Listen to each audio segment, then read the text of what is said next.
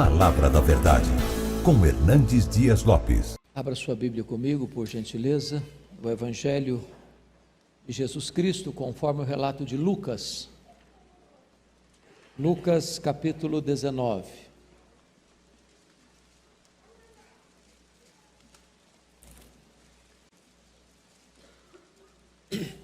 Lucas, capítulo 19, a partir do verso 28 até o verso 44.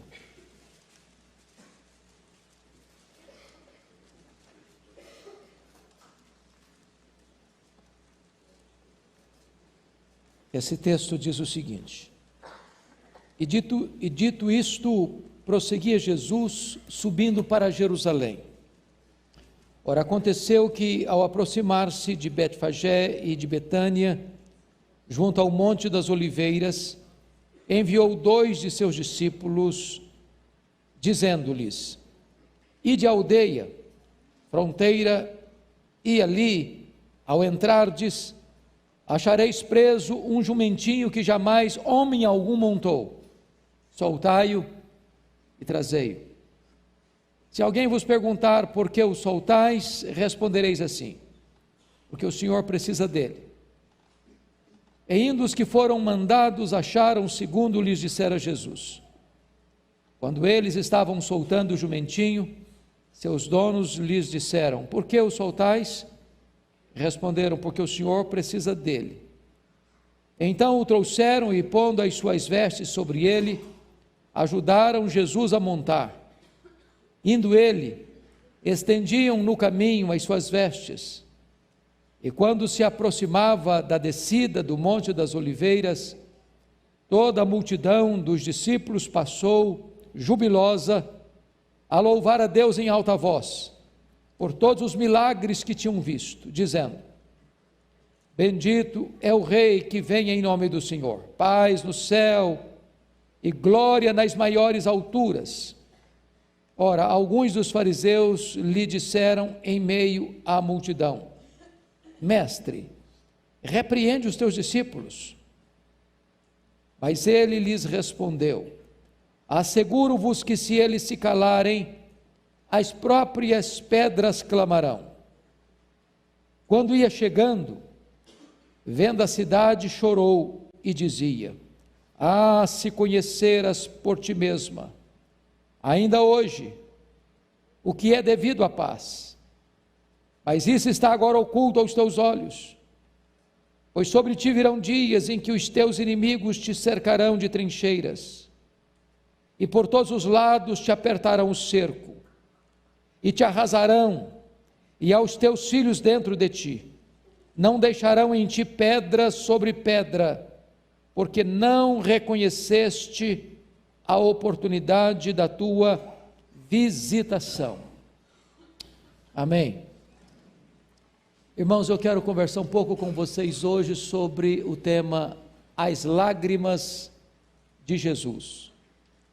As Lágrimas de Jesus.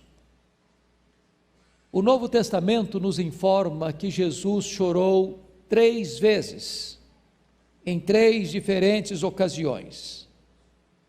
A primeira vez está registrado em João capítulo 11, na aldeia de Betânia, e Jesus chora por ocasião da morte de Lázaro. Quando Maria chega para Jesus, se prostra aos seus pés, e em pranto diz a ele: Senhor, se estiveras aqui, meu irmão não teria morrido. E diz a Bíblia que Jesus se comove em espírito, e pergunta: onde o pusestes? E as pessoas que estavam chorando com Maria disseram: Senhor, vem ver. E Jesus naquele momento chorou. Jesus chorou em simpatia com o sofrimento familiar. Isso abre caminho para nós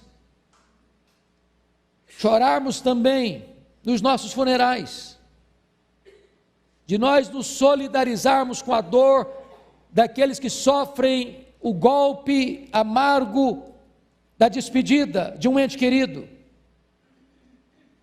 Isso mostra para nós que não é falta de fé, nem de esperança, quando você, embora num funeral de alguém que conhece Jesus, que ama Jesus, que está com Jesus ao partir, nós que ficamos também nos rendermos às lágrimas, porque Jesus chorou.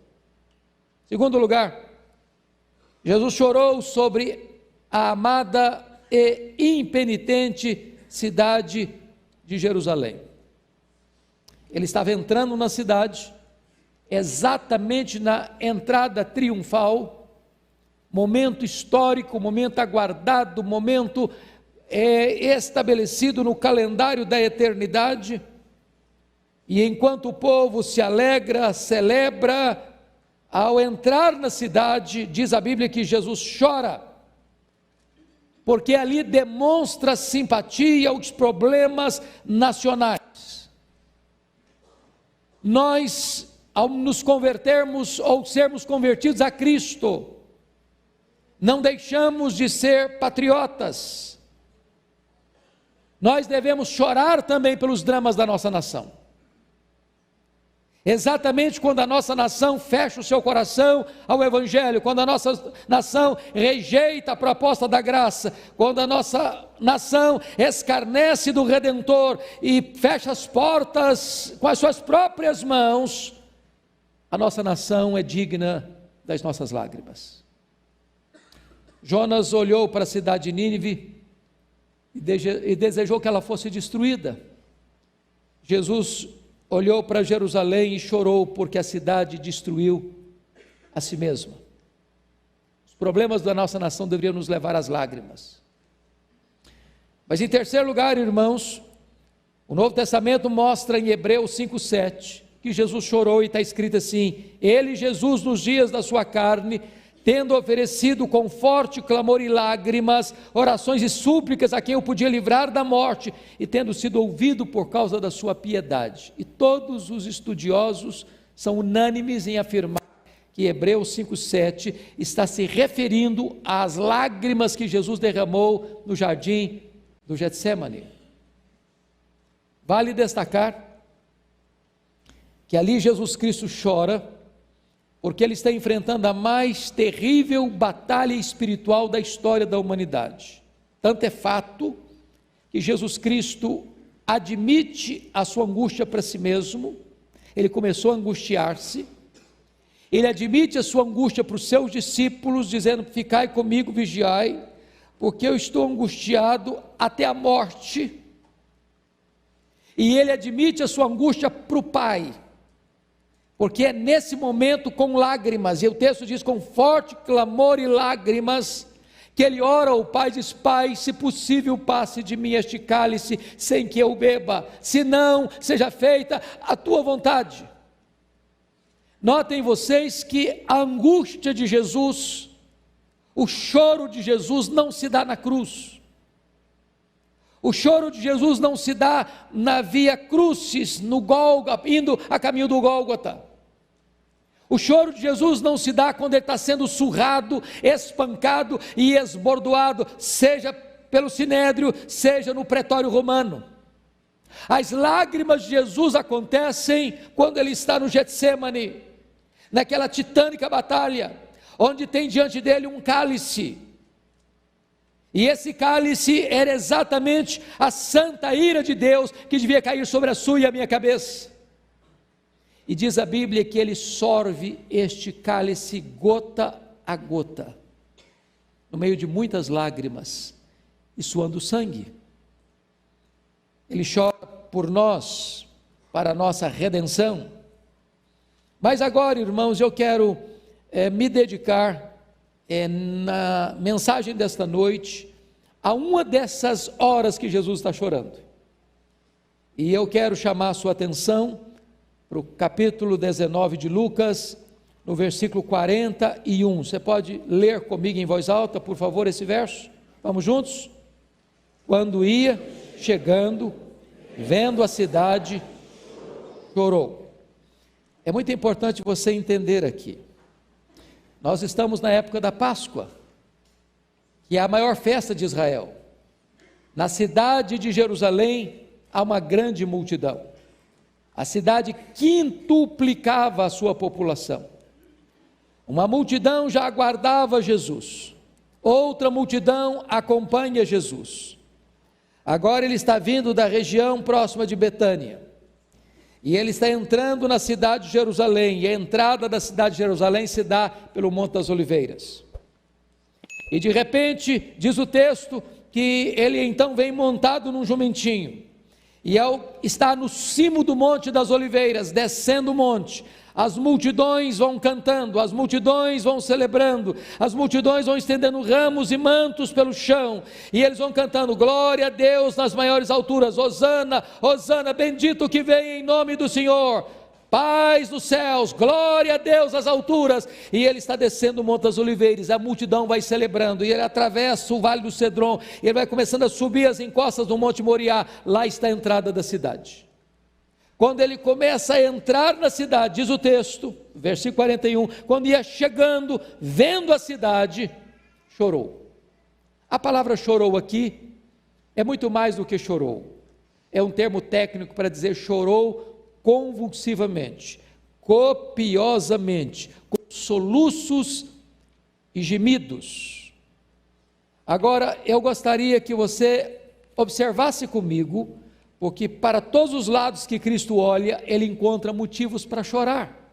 Primeiro, quando ele olhou para trás, ele viu quantas oportunidades aquela nação perdera, quantas mensagens, quantos alertas, quantas profecias, quantos ensinamentos, quantos milagres, tudo aquilo, aquela nação viu, ouviu, percebeu, recebeu e experimentou, mas aquela nação rejeitou a graça de Deus. Jesus está chorando por isso. Quando ele olha para dentro, o que ele vê? Ele vê cegueira, ele vê ignorância espiritual, ele vê coração endurecido do povo. Eles deveriam ter conhecido a Cristo, porque Deus lhes deu a sua palavra e enviou-lhes seus profetas para preparar o caminho de Cristo, mas Jesus está entrando na cidade, e ele vai ser expulso da cidade e crucificado fora dos portões da cidade. Jesus chora.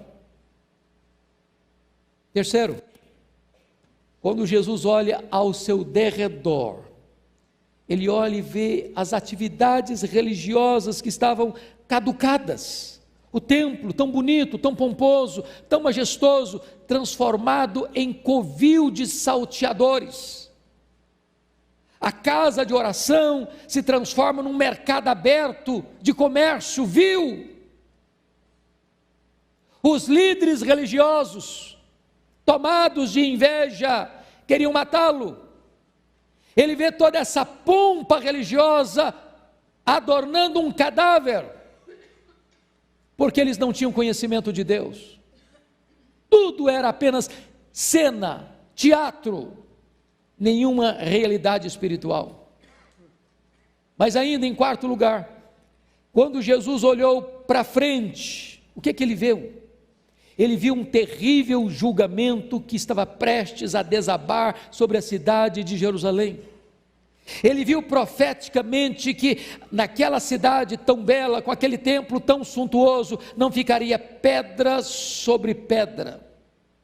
Ele viu profeticamente que Roma iria invadir a cidade de Jerusalém, ia pisar Jerusalém, ia forçar as moças e os jovens de Jerusalém, ia pisar sobre os velhos de Jerusalém, e a cidade seria massacrada, e o seu povo completamente massacrado, e expulso e jogado para todas as nações da terra como mercadoria barata.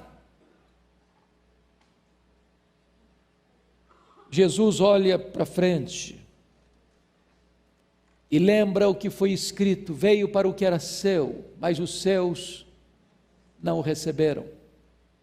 Vê e lembra o que disse, quando o povo disse para ele, lá em Lucas 19,14, nós não queremos que este homem reine sobre nós.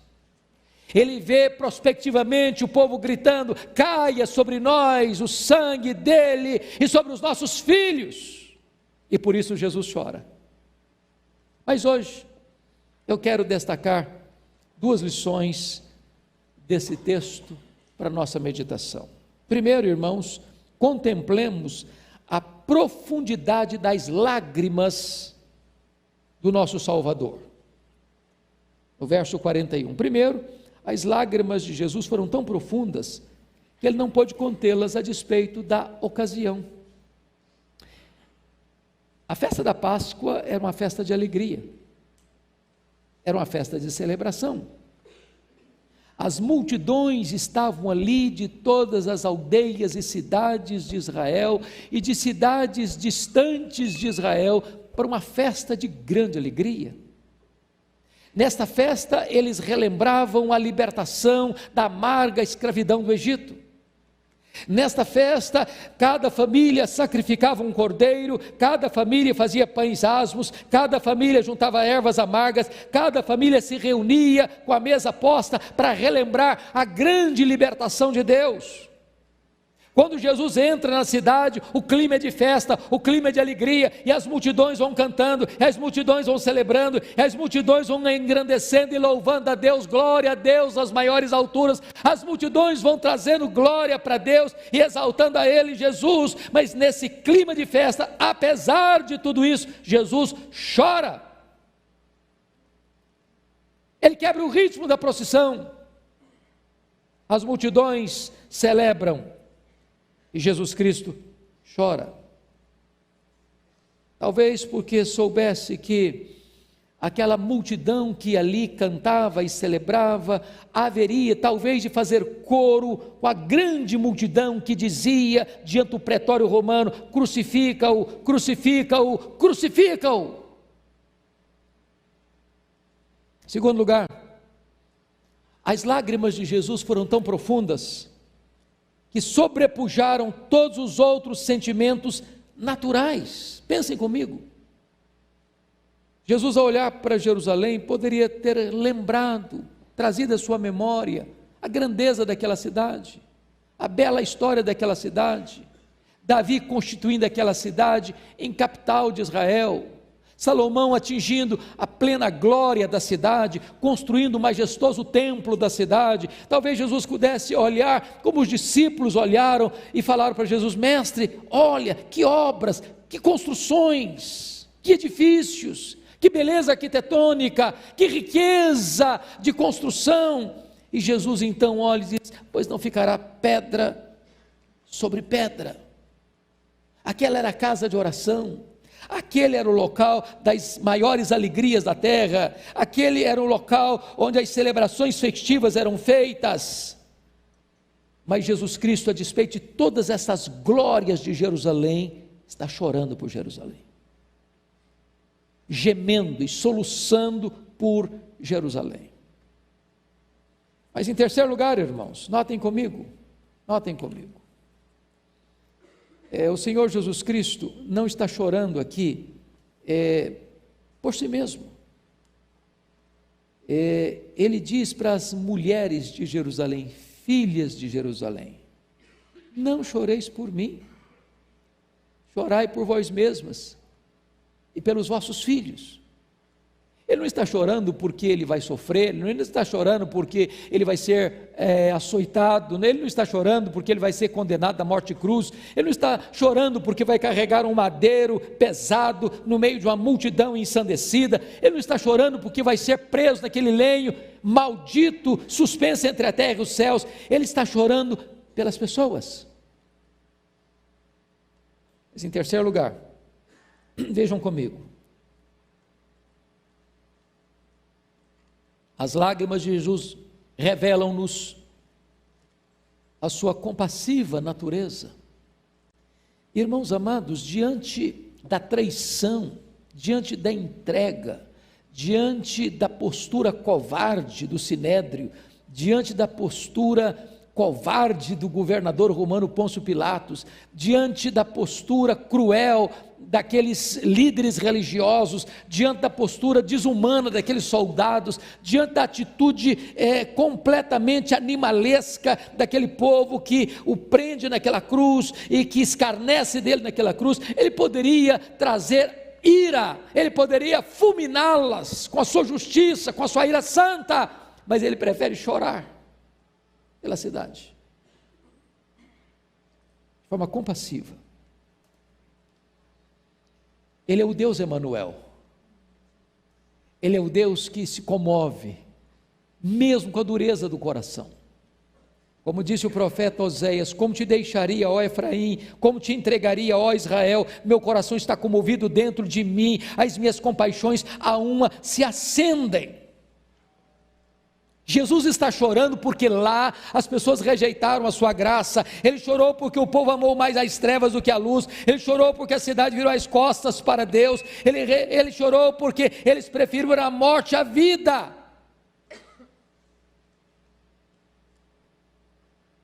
As lágrimas de Jesus, meus irmãos, revelam o coração de Deus. Quando o próprio Deus diz assim em Ezequiel 33:11: eu não tenho prazer na morte do ímpio, mas que o ímpio se converta do seu caminho e viva. Convertei-vos dos vossos maus caminhos, pois porque havias de morrer, ó casa de Israel. É o Senhor que ainda chora por aqueles que se rebelam contra Ele, se endurecem contra Ele e fecham a porta da graça sobre si mesmos. Jesus está chorando porque certamente o limite da oportunidade estava se passando para aquela cidade, e a ordem de Deus era essa: buscai o Senhor enquanto se pode achar. Se hoje ouvirdes a voz de Deus, não endureçais o vosso coração. Eu quero dizer para você que hoje é o dia também da sua oportunidade. Mas em quarto lugar, irmãos, as lágrimas de Jesus deveriam nos encorajar a confiar plenamente nele. Pense você um redentor em lágrimas, chorando por você. Você deve, pecador que é como eu, voltarmos para Ele também em lágrimas, porque um Salvador compassivo como o nosso é digno de ser recebido, adorado e servido. As suas lágrimas devem nos levar às lágrimas. Como ficaríamos nós endurecidos diante das lágrimas do nosso Salvador? Como rebelaríamos nós diante da compaixão do nosso Redentor? Como iríamos nós a Ele com os olhos enxutos, se Ele vem a nós com os olhos molhados de lágrimas? Quinto lugar, as lágrimas de Jesus devem ser uma admoestação para nós que trabalhamos na seara de Deus. Irmãos, prestem bem atenção: se o nosso Redentor chorou pelo seu povo, com lágrimas, gemidos e soluços, falaríamos nós da sua graça com olhos enxutos? O grande problema nosso é que nós temos pregado com os olhos enxutos demais, com o coração seco demais, com a alma árida demais. Às vezes nós falamos da graça de Deus com certa vulgaridade, às vezes nós falamos das glórias do céu e dos horrores do inferno, sem lágrimas nos olhos, sem um coração quebrantado. Nós estamos lidando com o destino eterno das pessoas, elas estão indo ou para uma bem-aventurança eterna, ou para uma condenação eterna, e nós estamos falando para elas sem senso de urgência, sem senso de compaixão, sem lágrimas nos olhos.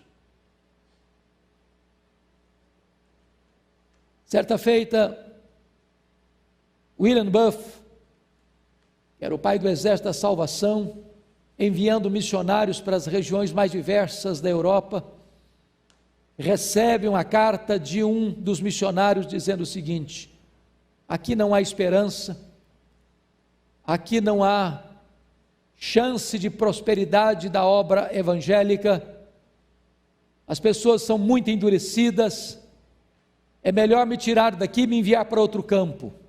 Já experimentei todos os métodos, já busquei todos os recursos e de nada adiantou, não vejo conversões aqui.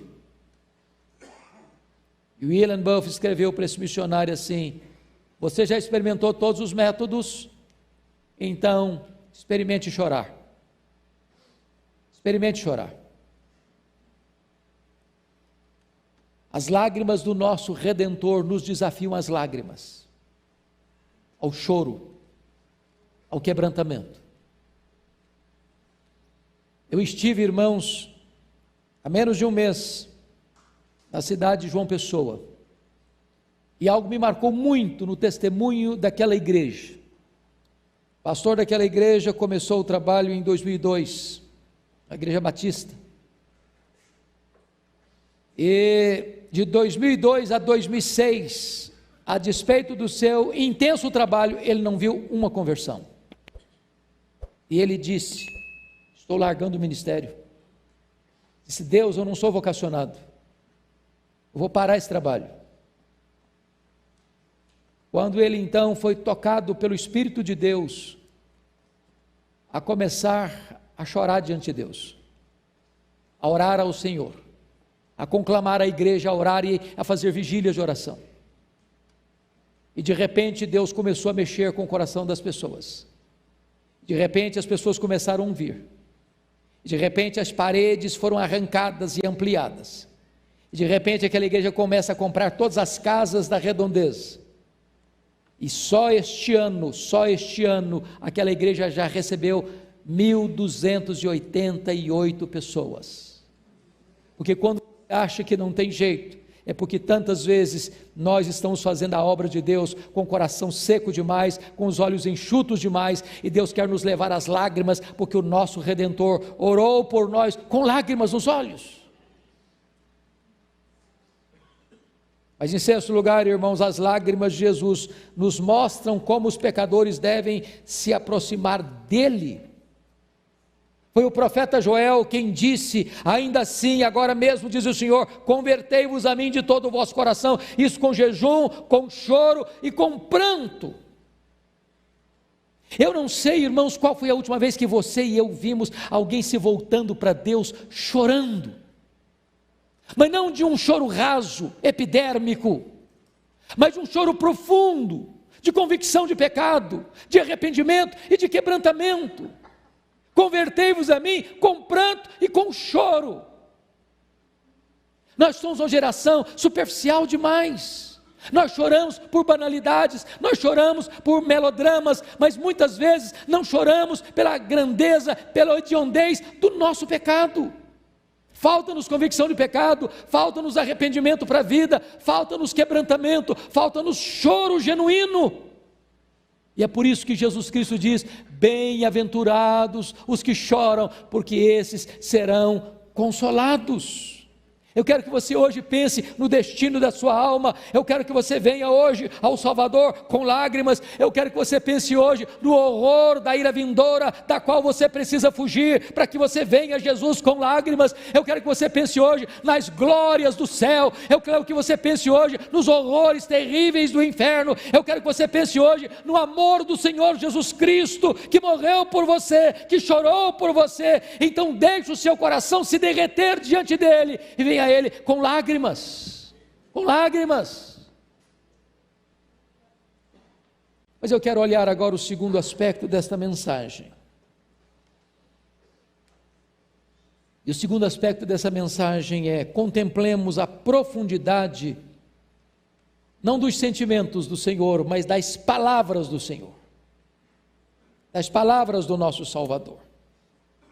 Em primeiro lugar, irmão, Jesus lamenta a falta pela qual eles pereceram. Você pode olhar o verso 22 comigo? Vamos juntos? E dizia, vamos juntos? Ah, se conheceras, Lucas 19, 42, vamos juntos? E dizia, ah, se conheceras por ti mesmo, ainda hoje, o que é devido à paz, mas isso está agora oculto aos teus olhos.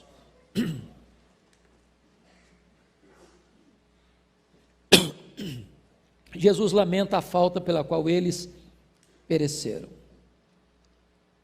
Preste atenção, a se conheceras. Qual era o problema deles? Ignorância. Ignorância.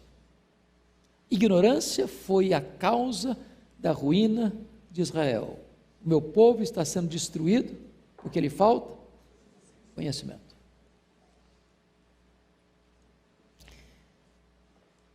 Agora preste atenção. O problema deles não é que eles não conheciam de ouvir falar. Não era falta de conhecimento teórico. Eles eram religiosos. Eles liam a lei. Eles iam ao templo. Eles faziam sacrifícios. Eles frequentavam a igreja. Eles faziam suas oferendas, seus sacrifícios. Frequentavam as festas. Mas Isaías já tinha denunciado isso lá atrás, quando ele disse o seguinte, Isaías 1:3, o boi conhece o seu possuidor, o jumento o dono da sua manjedoura, mas Israel não tem conhecimento, o meu povo não entende. Irmãos, prestem bem atenção, é possível estar numa igreja cristã, é possível frequentar uma igreja cristã, é possível ler Bíblia, é possível dobrar os joelhos e orar, é possível entregar o dízimo no gasofilácio, é possível ser um religioso assíduo nas suas atividades religiosas e ainda assim não conhecer a Deus. Nenhuma cidade ouviu tanto como aquela cidade, nenhuma cidade viu tantos profetas pregando como aquela cidade, nenhuma cidade teve tantas oportunidades de ver as maravilhas divinas como aquela cidade, mas a despeito de tudo isso, eles não conheciam a Deus. E eu temo, irmãos, que talvez alguns aqui, embora membros dessa igreja, ou membros de outras igrejas, reconhecidamente evangélicas, ainda não conheçam a Deus. Você tem luz ao seu redor, mas ainda vive em trevas. Eu temo que muitos aqui saibam a verdade, mas não andam segundo a verdade. Eu temo que muitos aqui enxerguem fisicamente, mas espiritualmente estejam cegos. Eu temo que muitos aqui tenham ouvido repetidamente a palavra de Deus, mas os seus ouvidos ainda estão tapados. Jesus chorou, não foi sobre Roma, não foi sobre Sodoma, não foi sobre Babilônia, Jesus chorou sobre Jerusalém, a cidade mais religiosa, a cidade dos profetas, a cidade dos escribas, a cidade dos mestres, a cidade do templo, a cidade da religião. Segundo lugar, Jesus lamenta a felicidade que eles tinham perdido. Olha você o versículo 42.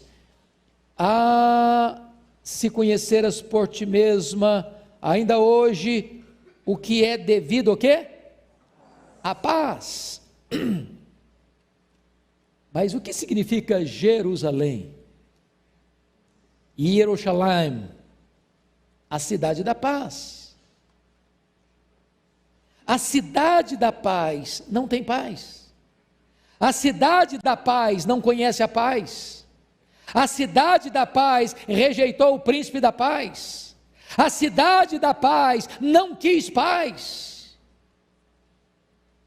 Deus mandou profetas, Deus mandou mensagens, Deus operou milagres, Deus estendeu a mão, Deus enviou seus mensageiros, mas Jerusalém, a cidade da paz, matava os profetas de Deus, tapava os ouvidos à voz de Deus.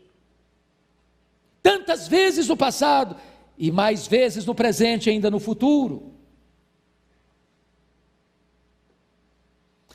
Quero dizer para você, não importa a família de onde você procede, não importa o extrato social que você faz parte, não importa se você é doutor ou pós-doutor, não importa se você faz parte da elite econômica deste país, não importa se você é cercado de privilégios, se você ainda não rendeu o seu coração ao príncipe da paz, você não tem paz. Não tem paz. Está escrito em Isaías 57, 20 e 21, mas os perversos são como o mar agitado, que não se pode aquietar, cujas águas lançam de si lama e lodo. Para os perversos, diz o meu Deus, não há paz. Mas hoje, se você se reconciliar com Deus, há paz para a sua vida, há paz para a sua alma.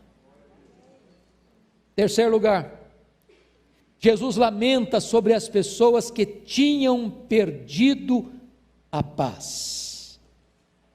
Verso 42 ainda diz: se conheceras por ti mesmo, ainda hoje, o que é devido à paz. Irmãos, pensem comigo. Jerusalém era a cidade onde estava o templo do Senhor. Jerusalém era a região geográfica para onde fluíam povos de diversos lugares do mundo para cultuar e adorar a Deus. Jerusalém era o território geográfico mais povoado pelos profetas de Deus. As mensagens mais ricas, mais poderosas, mais eloquentes foram proclamadas naquela cidade. Os sacerdotes daquela cidade tinham um compromisso de nunca deixar apagar o fogo no altar. Era uma cidade que estava em permanente estado de alerta para culto, para adoração.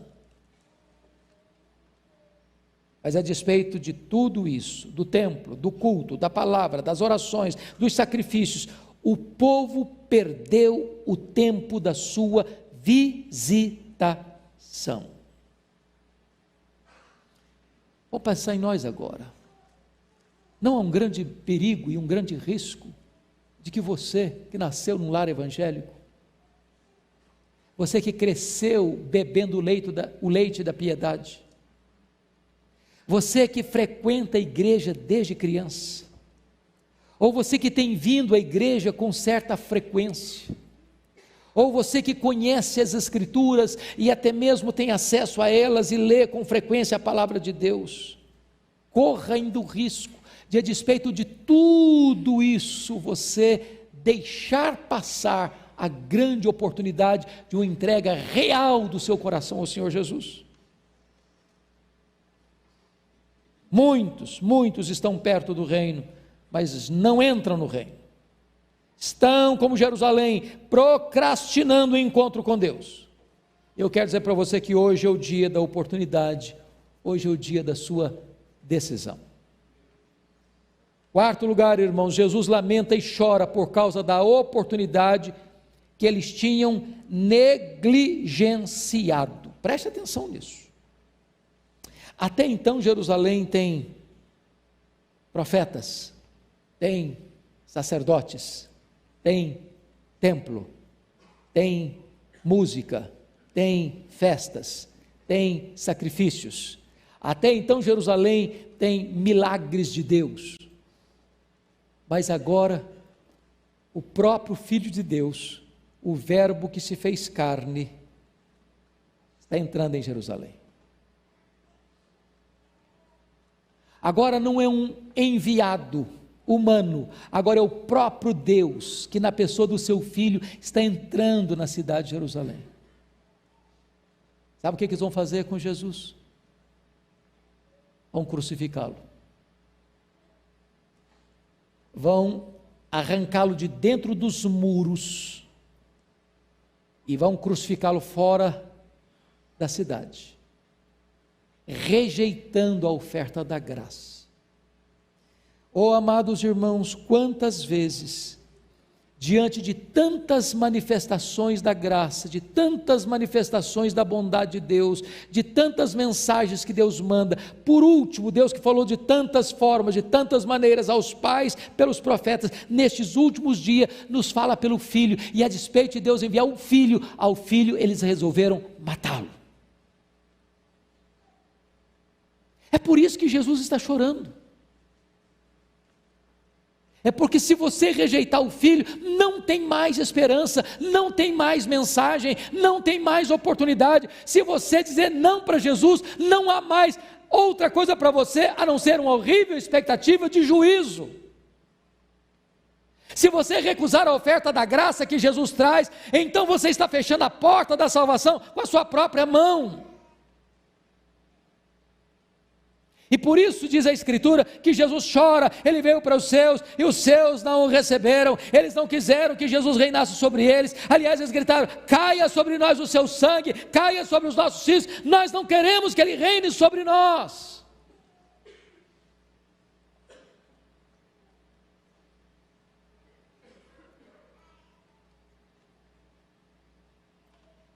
Mas amados, finalmente, Jesus lamenta, porque ele viu a grande ruína que desabaria sobre Jerusalém. Você pode ler comigo, por favor, verso 43 e 44, vamos juntos? Pois sobre ti virão dias em que os teus inimigos te cercarão de trincheiras, e por todos os lados te apertarão o cerco, e te arrasarão, e aos teus filhos dentro de ti, não deixarão em ti pedra sobre pedra, porque não reconheceste a oportunidade da tua visitação. Pois bem, Jerusalém recusou Jesus.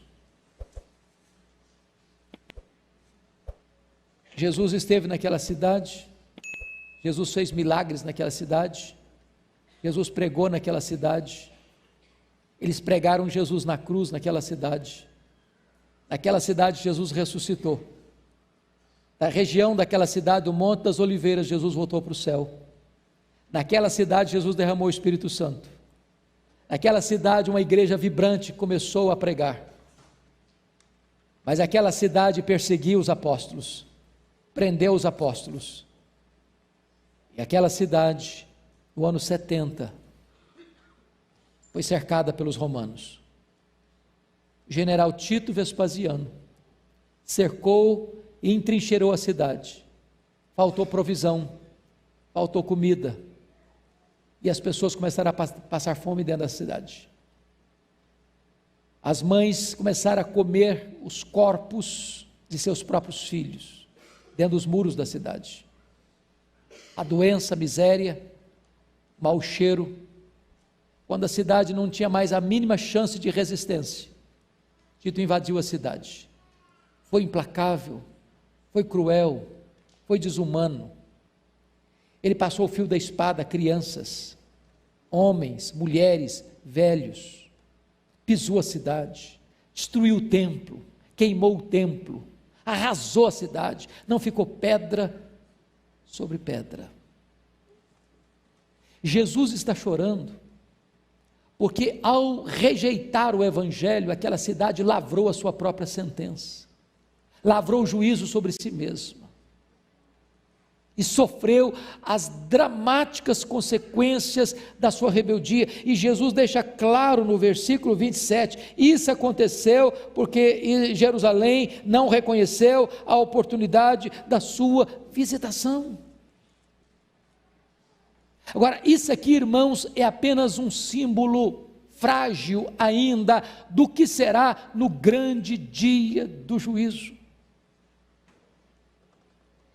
das consequências indescritíveis para aqueles que, tendo tantas oportunidades, várias ocasiões oportunas para se voltar para Deus, para se reconciliar com Deus, para se arrepender dos seus pecados, para voltar-se em lágrimas para o Salvador, em lágrimas, ainda fecha o seu coração. Haverá aquele grande dia, terrível dia, que o Senhor vai dizer para essas pessoas: apartai-vos de mim, malditos, para o fogo eterno, preparado para o diabo e seus anjos, e ali haverá choro e ranger de dentes. Ali o fogo jamais vai deixar de estar aceso e queimando, o verme jamais vai deixar de roer, ali vai ser trevas exteriores, ali as pessoas serão banidas para sempre da presença de Deus.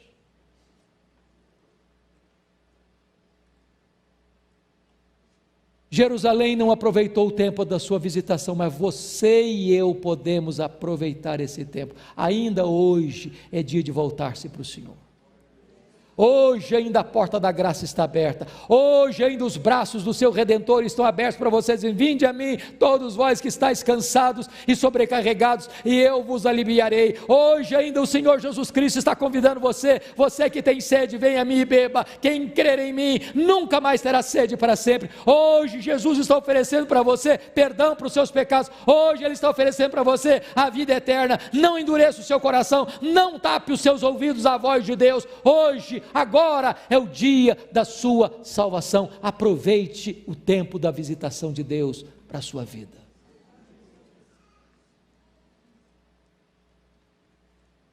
Haverá um dia, entretanto, em que o Senhor Jesus Cristo vai olhar para uma outra Jerusalém. Para qual Jerusalém?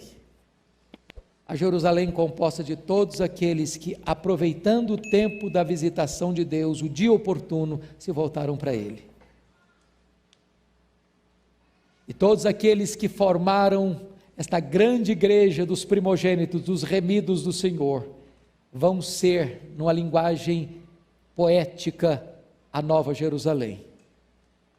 A Jerusalém que desce do céu, a Jerusalém que vai ser a morada de Deus. E Deus vai dizer para essa Jerusalém: eis o tabernáculo de Deus entre os homens, Deus mesmo estará com eles, e eles serão povos de Deus, e Deus enxugará dos olhos deles toda lágrima, já não haverá pranto, nem dor, nem luto, porque as primeiras coisas já passaram. Se hoje você se voltar com lágrimas para o seu Salvador, amanhã você vai ser o motivo da sua maior alegria, do seu maior deleite. E Ele vai se deleitar em você, como o noivo se alegra da sua noiva, e Ele vai entrar com você para grandes bodas do Cordeiro, e vai ser uma festa que nunca mais vai acabar. Eu quero orar com vocês nesta noite. Eu não sei como você entrou aqui, mas hoje é o dia da visitação de Deus, hoje é o dia da oportunidade de você se reconciliar com Deus. Feche os seus olhos, por favor. Curva a sua fronte e vamos orar.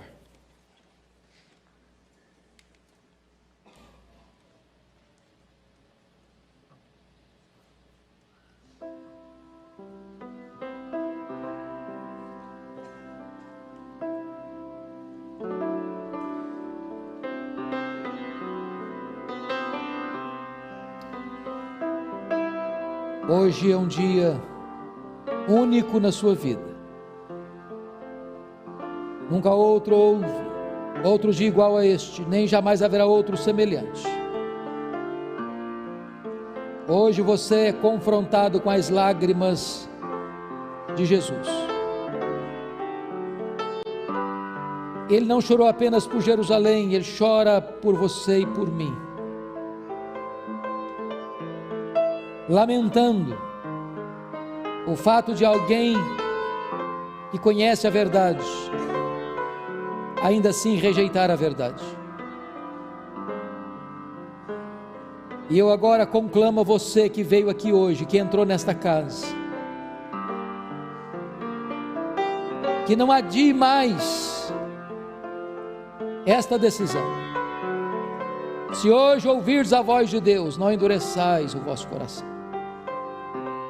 É o próprio Deus quem coloca diante de você a vida e a morte, e Ele mesmo diz: escolhe a vida para que você viva. Hoje a porta da graça está aberta. Hoje o Salvador convida você. Hoje o Salvador orienta você a fugir da ira vindoura. Se você vier, Ele quem diz: quem vem a mim, de maneira nenhuma eu lançarei fora. Ó Deus, nós te pedimos agora, em nome de Jesus, que o Teu Espírito aplique a Tua palavra em cada coração aqui. Nós não podemos fazer esta obra, ela é de exclusiva competência do Espírito Santo. Só o Espírito Santo pode tirar o tampão dos ouvidos. Só o Espírito Santo pode tirar a venda dos olhos. Só o Espírito Santo pode tocar o coração com um toque regenerador. E nesta noite, Senhor, nós estamos clamando a Ti, tenhas misericórdia daqueles que estão aqui e que ainda não tiveram encontro contigo. Que seja esta a noite da salvação, que seja esta a noite da reconciliação, que as lágrimas do nosso glorioso Redentor possam encontrar lágrimas de arrependimento aqui nesta casa, e que haja festa diante dos Teus anjos dos céus, por um pecador que se arrepende nesta casa. Assim oramos, meu